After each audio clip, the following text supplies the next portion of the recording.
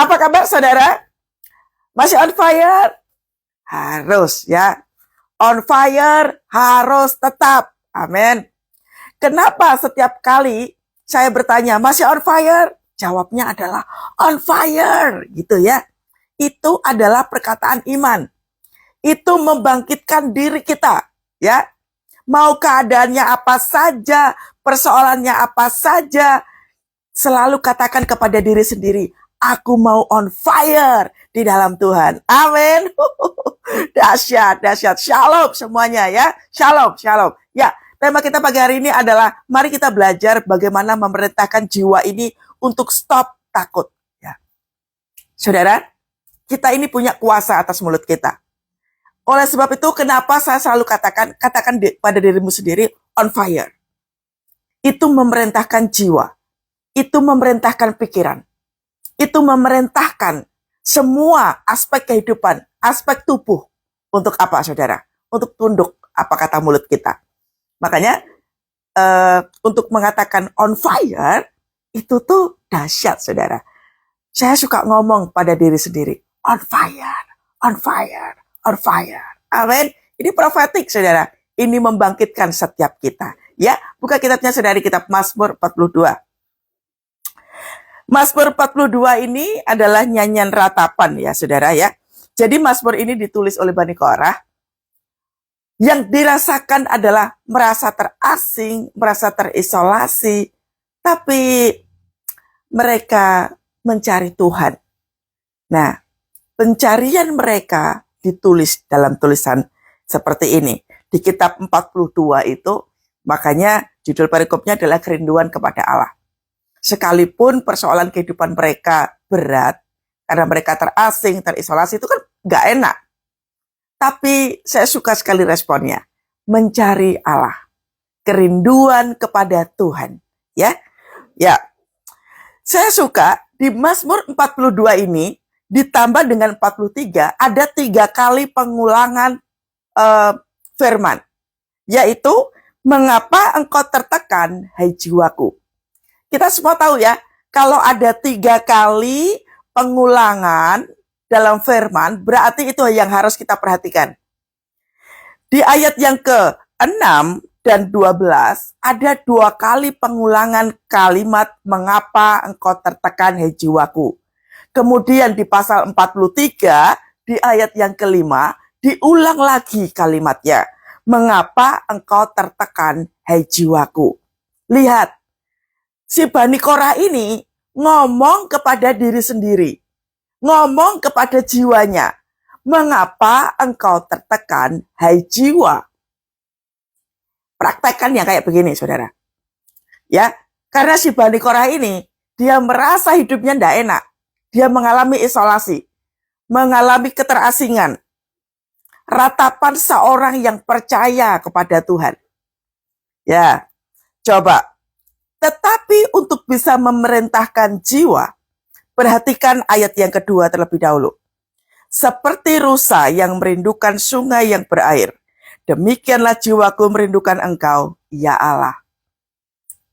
Tahu ya lagunya? Seperti rusa rindu, sungaimu jiwaku rindu engkau. Nah, untuk memerintahkan jiwa, gak asal ngomong, saudara. Kita lihat dulu kualitas kita. Adakah kita punya kerinduan kepada Tuhan? Apakah kita memiliki sikap hati yang benar di hadapan Tuhan? Karena jiwa ini akan bangkit berdasarkan omongan kita. Nah, ucapan kita ini akan berkualitas tergantung bagaimana hubungan kita dengan Tuhan. Makanya saya suka sekali di awal kalimat ini dikatakan, hatiku rindu seperti apa? Rusa yang merindukan sungai. Rasa haus gitu ya. Kita semua pasti pernah ya merasakan kehausan. Haus, kalau haus kan cari minum kan. Apakah kita punya rasa haus dan lapar akan Tuhan? Hari Senin itu adalah hari istirahat saya, saudara ya. Hari Senin itu biasanya saya istirahat cukup, saya nggak pergi kemana-mana. Saya banyak merenung di rumah. Yang saya lakukan adalah saya hanya muji nyembah Tuhan, saya baca Alkitab, saya muji nyembah Tuhan, saya baca Alkitab, hanya itu yang saya lakukan. Ada satu kerinduan yang luar biasa. Ada satu kegairahan yang dahsyat di dalam Tuhan. Nah, hari-hari ini tanamkan itu di dalam diri kita. Tahu saudara, semua orang punya masalah. Semua orang punya kebutuhan. Tahu. Tuhan juga tahu. Tapi tanamkan di dalam diri. Kerinduan yang mendalam akan Tuhan. Adanya satu kegairahan, adanya satu kesukaan untuk merenungkan kebaikan Tuhan itu. Nah, si penulis ini juga begitu. Punya rasa haus dan lapar akan Tuhan. Tanamkan itu. Ya. Jiwaku haus kepada Allah yang hidup. Ini enggak ngomongin tentang persoalan pribadinya. Dia betul-betul menyampaikan isi hatinya. Tuhan, aku mengasihimu. Aku mengasihi Engkau Yesus dengan segenap hatiku. Kalau nyanyi lagu ini, jangan hanya sekedar hafal lirik. Pujian penyembahan itu adalah pengagungan di hadapan Tuhan. Pujian penyembahan itu adalah doa. Jadi waktu kita nyembah Tuhan, rasakan satu hadirat Allah yang luar biasa. Apalagi kalau liriknya itu berupa pendeklarasian tentang firman Tuhan. Jadi firman Tuhan yang ditulis dalam bentuk lagu, itu artinya mendeklar firman Tuhan. Nah, itu powerful, saudara. Itu dinyanyikan dengan sungguh-sungguh. Aku mengasihi Engkau Yesus dengan segenap hatiku. Jadi, waktu datang kepada Tuhan, perintahkan semua ini loh, semua isi kepala, sampai seluruh tubuh kita itu untuk menghadap Tuhan. Jadi bukan karena kalau kita tuh cari kepada Tuhan langsung kepada pokok masalah. Jangan seperti itu. Perintahkan semua. Pikiran kita terus suka ruwet kan. Kalau punya persoalan, suka ruwet, suka takut, suka khawatir. Perintahkan pikiran ini untuk apa? Tenang. Itulah kenapa si Bani Korah gak langsung ngomong kepada Tuhan, Tuhan, aku terisolasi. Tuhan, aku punya masalah. Tuhan, enggak. Dia kalimatnya kan seperti rusa yang berdirikan air, kemudian dia katakan, jiwaku haus kepadamu. Dia memerintahkan isi kepala ini untuk apa? Semua dari kepala sampai ujung kaki diperintahkan untuk menghadap Tuhan. Coba. Ketika kita memulai waktu datang kepada Tuhan dengan sikap yang tenang, pikiran yang ruwet, yang kacau itu akan tenang dengan sendirinya. Saya lakukan itu juga, saudara. Makanya kenapa saya bukan tipe orang panik. Beda sekali kalau di tahun-tahun yang sebelumnya. Tapi mulai belajar di hadapan Tuhan seperti ini. Miliki sikap rindu di hadapan Tuhan. Tahu bahwa kita semua punya masalah, Tuhan tahu. Bahkan semua persoalan yang tidak terucapkan, Tuhan tahu. Tapi perintahkan dari isi kepala itu untuk tenang. Makanya kenapa waktu menghadap Tuhan itu, pujilah Tuhan terlebih dahulu. Agungkan Tuhan terlebih dahulu. Itu sikap hati. Gak mungkin kan kita datang ke rumah orang gak ketok pintu. Gak mungkin kan kita datang ke rumah orang langsung masuk pintu. Gak mungkin kan. Ada rasa unggah-ungguhnya. Demikianlah pula kita di hadapan Tuhan. Punyai sikap. Sikap kita itu diperhatikan oleh Tuhan. Makanya sebelum memerintahkan jiwa, miliki sikap itu di hadapan Tuhan terlebih dahulu. Perintahkan itu. Amin. Nah, kemudian lompat ke ayat yang ke-6. Dikatakan begini. Mengapa engkau tertekan, hai jiwaku? Mulai ngomong pada jiwa. Engkau sedang punya masalah apa? Ketika engkau di dalam ketakutan, di dalam kegelisahan, jangan berteriak kepada situasi, jangan berteriak kepada orang lain, sekalipun engkau benar, orang lain salah. Jangan habiskan waktu untuk ngurusin yang bukan urusan kita. Tenangkan diri. Ngomong pada jiwa. Kan yang ruwet pikiran itu kan kita, atau pikiran kita, toh. Yang punya persoalan kan kita, kan. Nah, ngomongnya pada jiwa, saudara. Bukan berteriak kepada Tuhan, juga bukan berteriak kepada orang lain. Makanya tadi sebelum doa tadi, mintalah satu ketenangan di dalam hidup supaya apa? Tenang. Saya suka sekali waktu Tuhan Yesus memerintahkan muridnya itu untuk tenang. Baru kemudian Yesus katakan apa toh? Diam dan tenanglah, badai itu tenang kan? Ruwet itu boleh. Kacau, nggak apa-apa. Stres, frustrasi, biasa saudara. Manusia akan ngalamin itu kok. Kenal Tuhan atau enggak, Kristen atau enggak, engkau berdoa atau tidak, frustrasi, takut, khawatir itu pasti melanda dalam hidup kita. Tapi sekali lagi, ada kuasa di dalam mulut kita. Lihat, mengapa engkau tertekan, hei jiwaku, ngomong. Sabar, Kathy. It's okay. Semua baik. Sikap yang kayak begini kayaknya biasa. Tapi ketika engkau lakukan itu, dengan sikap hati yang benar, engkau sedang mengendalikan isi kepalamu, sehingga perkataanmu pasti benar.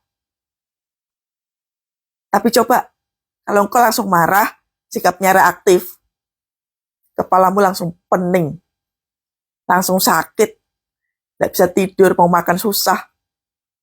Mulutnya pasti akan kata-katanya kasar, kotor, kacau. Tapi perhatikan kualitas hidup kita. Persoalan apa saja, mulai saat ini belajar. Tenangkan pikiran dengan mengatakan, mengapa engkau tertekan, hai jiwaku. Artinya apa toh? Tenang.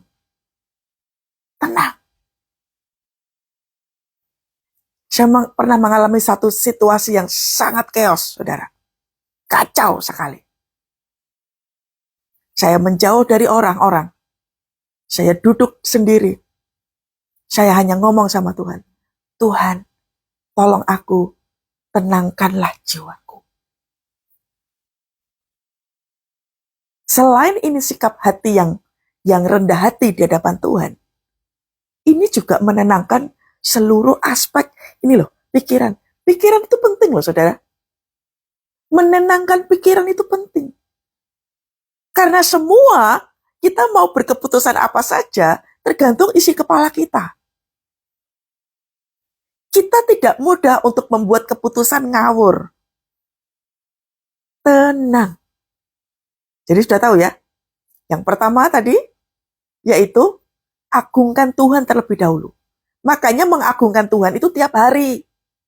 Jangan saat teduh kalau punya persoalan doang. Tiap hari membangun hubungan yang intim dengan Tuhan. Sekali lagi ya, saat teduh selalu ada buahnya. Buah dari saat teduh itu adalah hubungan yang intim dengan Tuhan yang akan mengubah cara kita punya kehidupan. Pelan-pelan kau akan berubah. Engkau akan menyukai firman Tuhan. Engkau akan menyukai pujian penyembahan. Cara engkau hidup pasti akan berubah. Gak gampang marah, gak gampang frustrasi, gak dikit-dikit kelemahan tubuh. Bisa mengendalikan diri dengan benar. Tenangkan diri. Waktu engkau mengatakan Tuhan, kau baik. Itu sudah memuliakan Tuhan loh, saudara. Waktu engkau mengatakan Tuhan, tolong aku ya Tuhan. Tuhan kau maha besar. Tuhan kau maha besar. Allahku maha besar. Kelihatannya cuma ngomong begitu. Tapi ada satu yang power keluar dari dalam diri kita. Pada saat kita ngomong apa? Tuhanku maha besar. Aku percaya semua baik. Semua bisa. All is well. Nah, itu powerful sekali. Jadi, perintahkan diri dan mengagungkan Tuhan. engkau akan merasakan sesuatu hal yang berbeda sekali. Itulah pentingnya hubungan dengan Tuhan. Jadi ya, biasanya yang suka uring-uringan kan para ibu kan. Nah, para wanita kan suka uring-uringan. Lakukan ini. Jangan membiasakan diri apa-apa uring-uringan. Marah-marah gitu ya. Tenangkan diri. Semua baik. Gak ada persoalan, gak ada jalan keluarnya. Semua baik. Mengapa engkau tertekan hai jiwaku dan gelisah di dalam diriku? Tuh kan? Kita yang harus memerintahkan. Ini loh, kita punya tubuh. Jadi berhentilah untuk menyalahkan situasi, apalagi saya seperti ini karena orang itu. Karena saya hancur seperti ini karena pasanganku. Stop untuk berkata begitu. Kalau kita terus-menerus menyalahkan orang, menyalahkan masa lalu, gak akan pernah berhenti. Ini isi kepala jadi tumpul. Engkau gak tahu harus berbuat seperti apa. Makanya kenapa frustrasi toh? Kenapa susah tidur? Kenapa overthinking? Karena susah mengendalikan ini isi kepala. Orang overthinking itu gak bisa kendalikan isi kepala. Biasakan tenang. Gak mau kan sakit?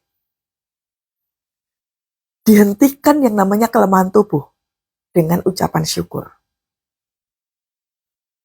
Jangan doa kalau butuh doang. Mengucap syukur dalam segala hal. Jadi waktu engkau mengatakan bahwa Tuhan kau besar, Tuhan kau besar, mengandalkan Tuhan itu udah satu paket dengan ucapan syukur yang dahsyat. Tidak usah doa yang seperti apa. Waktu engkau bisa mengendalikan semua tubuh itu kan ada otot kan ya. Ada otot dari kepala sampai kaki. Nek kaku semua. Maaf ya, maaf. Jangan sampai kena stroke. Makanya tenang. Kendalikan semua itu. Berharaplah kepada Allah, dikatakan. Berharaplah kepada Allah. Taruh tanganmu di dada. Semua baik, semua baik. Tenang, tenang, semua baik. Kalimatnya sederhana, tapi powerful. Karena engkau tiap hari udah membangun hubungan intim dengan Tuhan. Kebiasaan untuk membangun hubungan intim dengan Tuhan itu loh, yang membuat mulut kita itu bisa mengendalikan semua, termasuk mata kita, telinga kita. Iblis itu kan suka intimidasi ya.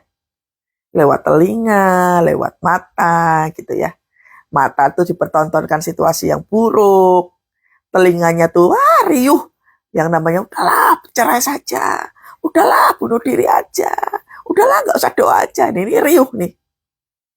Isi telinganya riuh. Wah, utangnya banyak.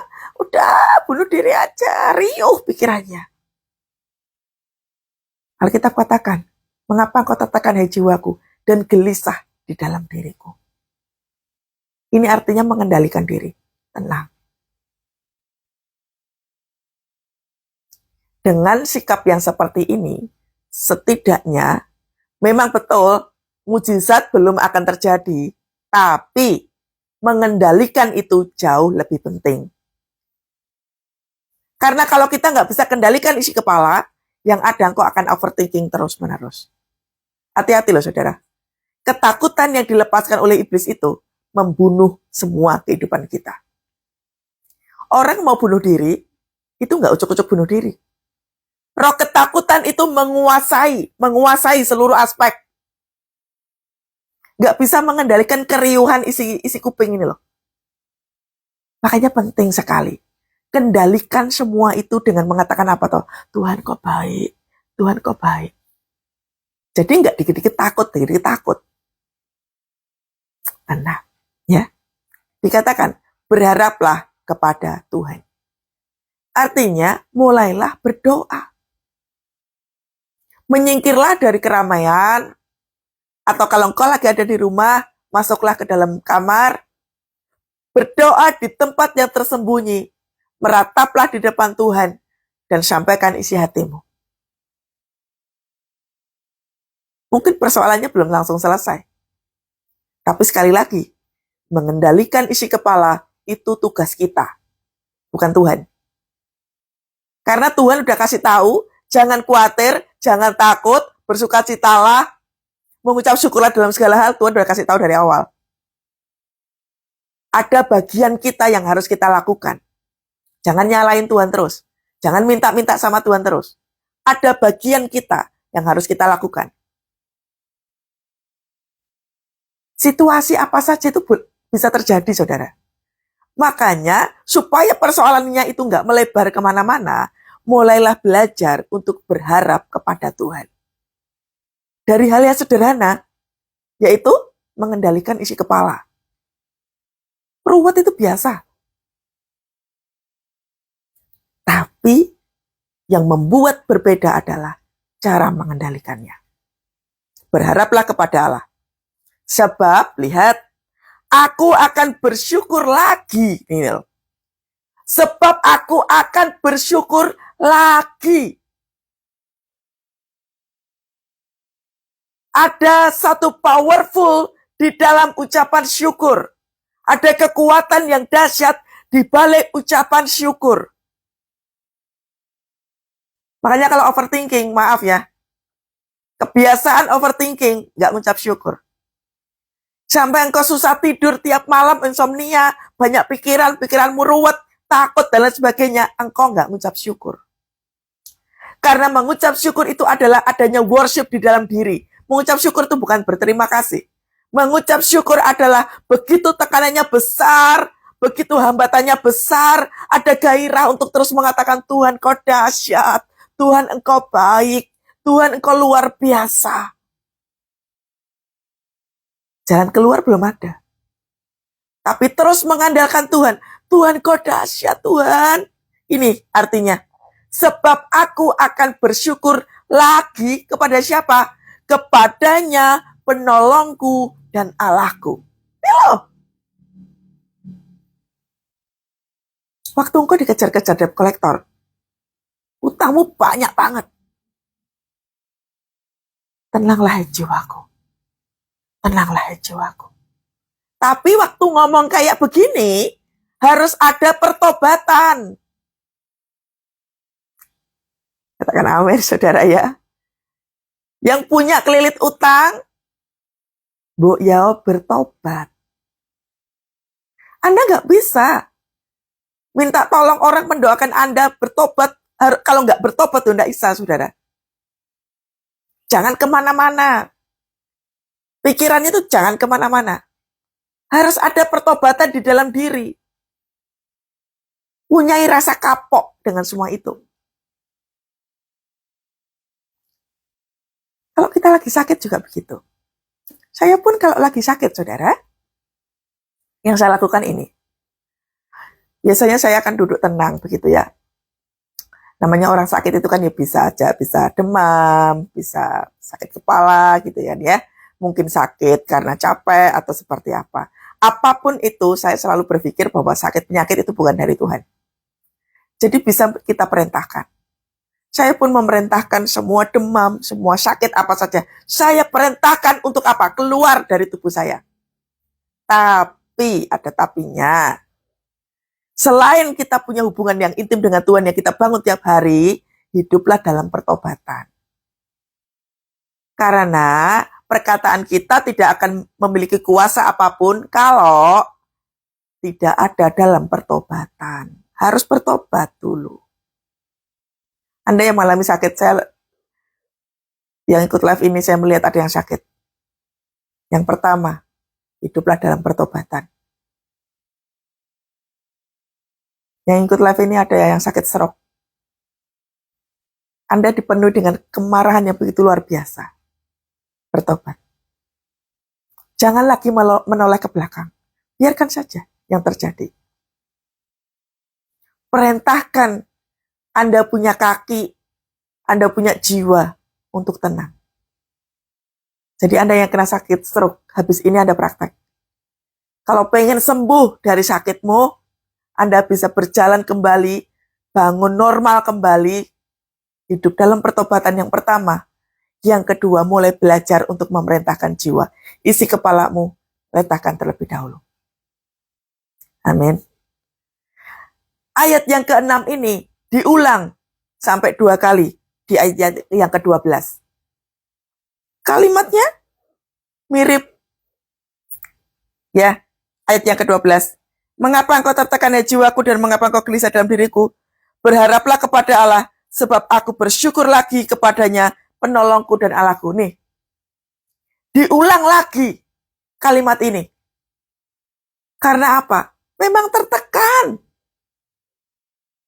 Artinya waktu keadaannya chaos banget. Datang lagi sampai engkau mengalami ketenangan.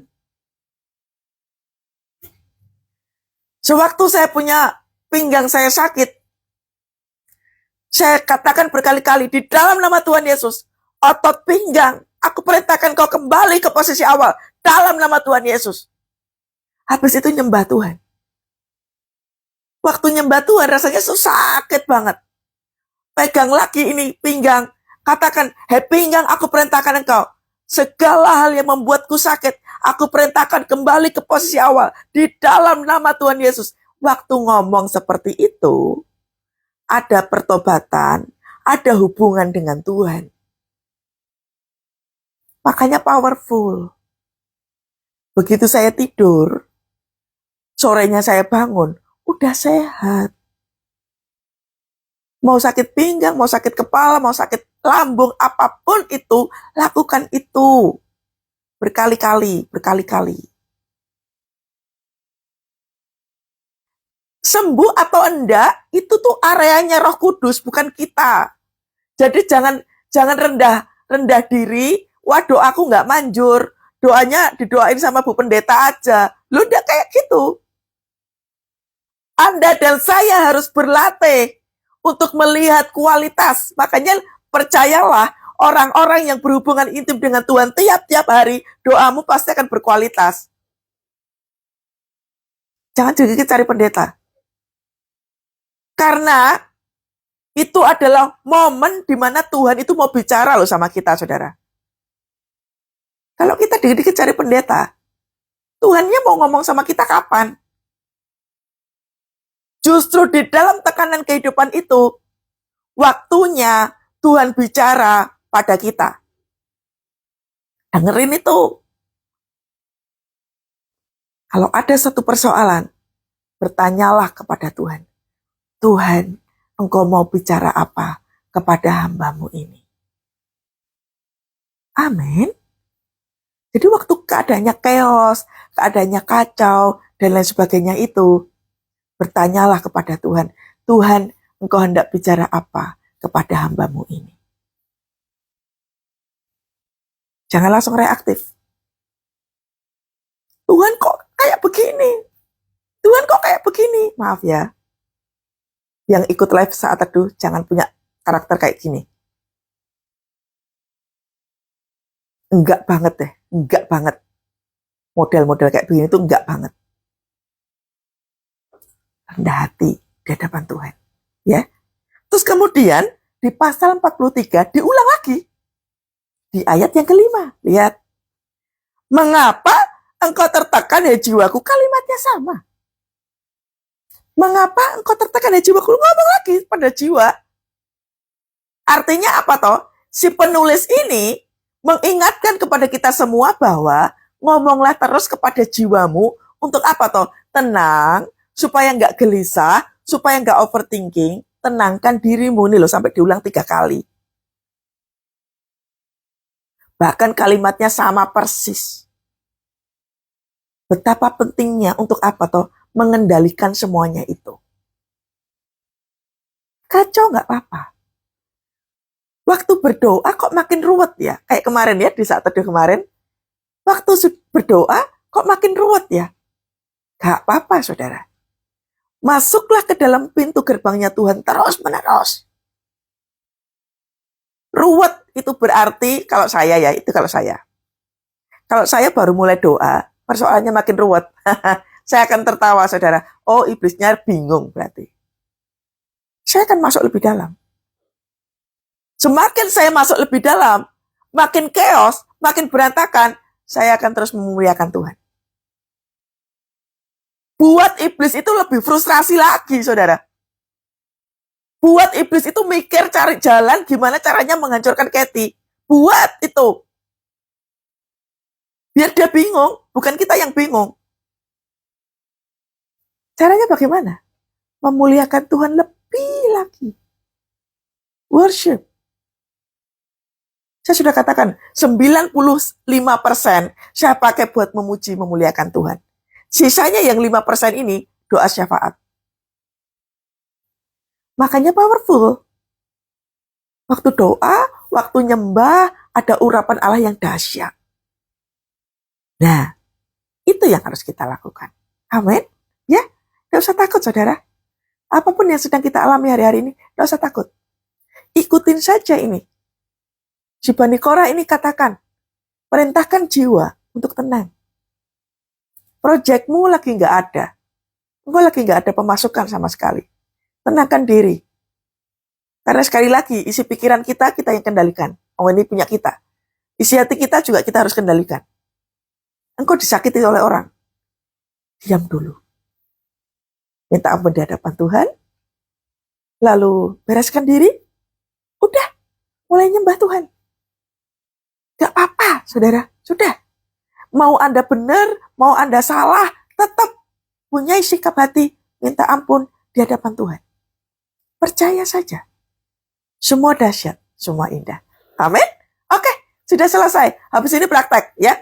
Habis ini praktek.